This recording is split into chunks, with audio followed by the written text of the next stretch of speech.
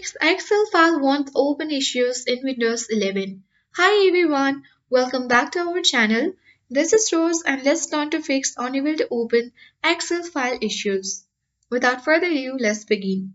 Suppose if this is the Excel file which is unable to open, then you need to simply unblock the file first. Right click on the Excel file you can't open. Now navigate to Properties option or you can enter the shortcut key that is Alt plus Enter.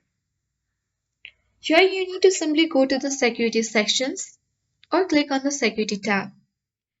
After a while you need to click on Unlock button and then click on Apply and then click on OK button. Now you will be required to try opening the file again. The next method you can apply is simply you need to open Excel by searching it on the Start menu. Press Enter once you find the application. Now click on Yes button and then click on OK and open a blank workbook. Navigate to the file at top left corner and here you need to select the options at bottom left corner. Here you need to navigate to the Trust Center. Now click on the Trust Center settings at top right corner. Then you have to look for the Protected View. Then uncheck all these three options under the Protected View. Then you have to click on OK and try opening the file again.